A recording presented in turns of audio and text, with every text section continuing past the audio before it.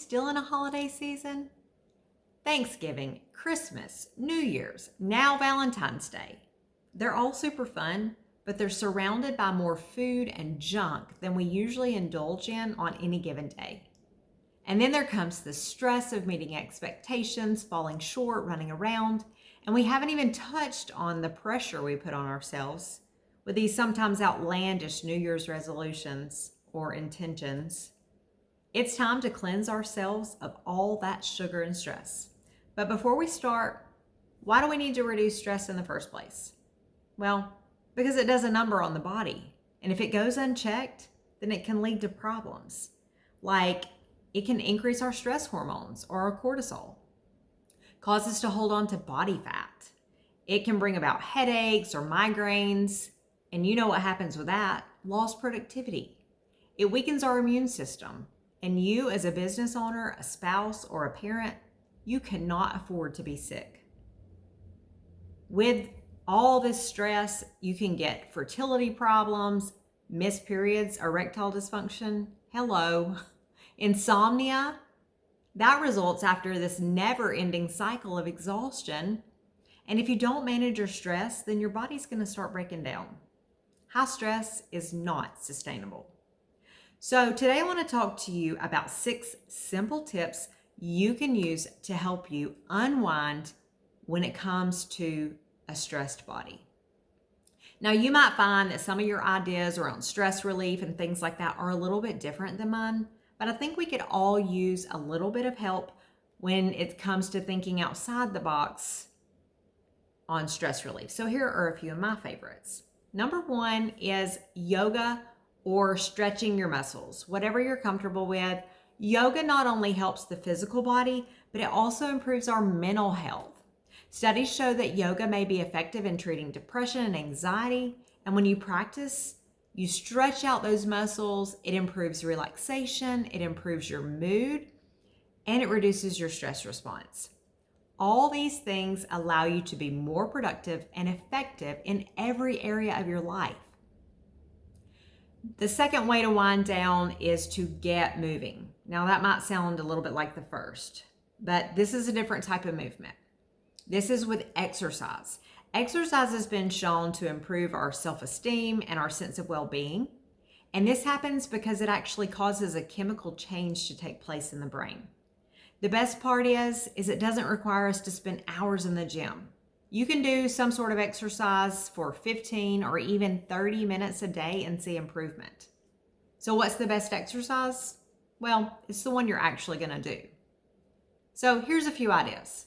You can ride a bike for about 15 minutes, set an alarm on your phone or whatever you like to set your alarm on, and take a 5-minute break. Do squats, lunges, go for a walk, do push-ups.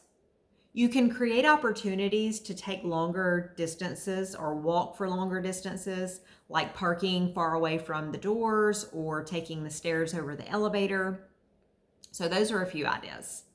Now, my third suggestion for unwinding is connecting with other humans. When was the last time you really connected with another human without technology being present? Now, I get it. We live in a technologically advanced world.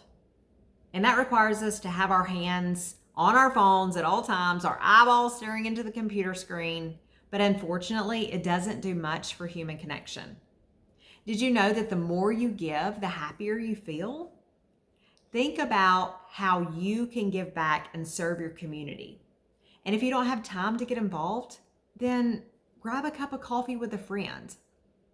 You could actually even combine this tip with the previous tip and invite a friend to take a walk with you in your favorite park.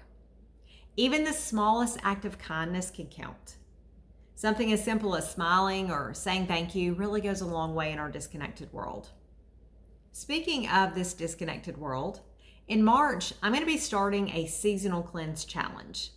This is a time where I communicate or create a community around implementing different tips on health, so you can take this healthy lifestyle really anywhere.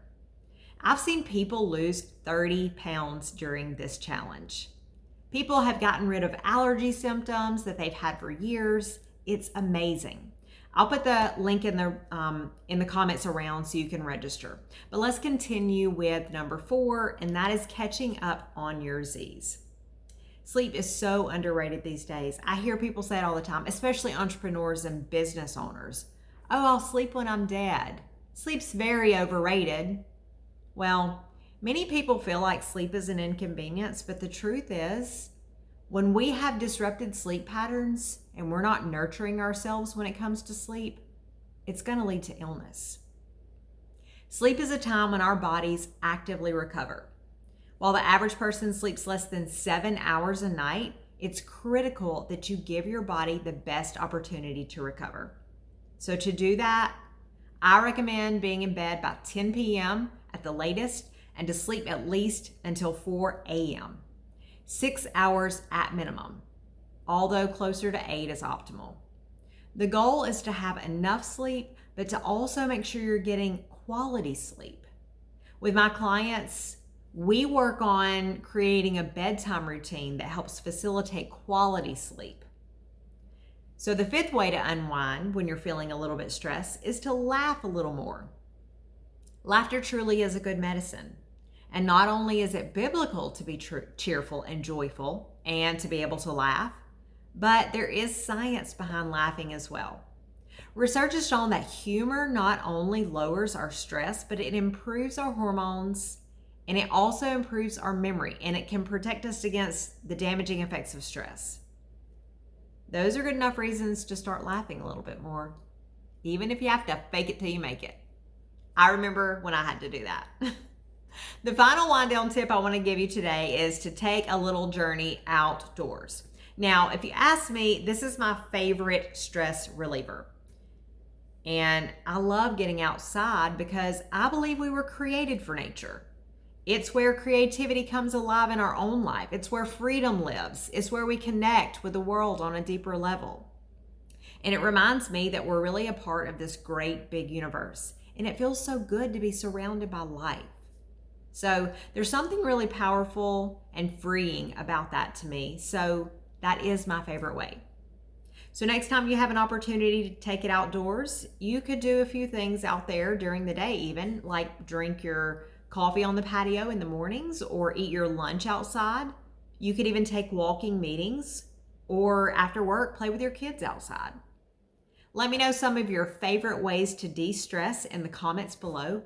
And don't forget, if you're looking to solidify some of the great tips in your life, then join me on my next seasonal cleanse challenge. When was the last time you really cleaned yourself out? I mean, really cleaned yourself out.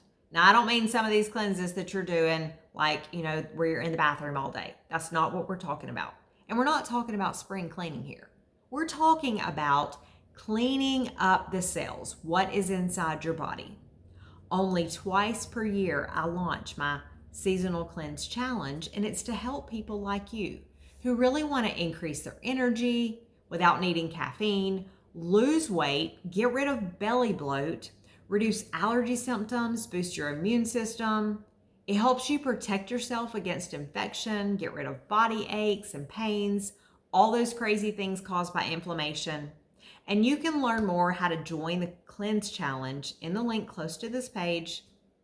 It'll be the best investment you can make for yourself and your business this season.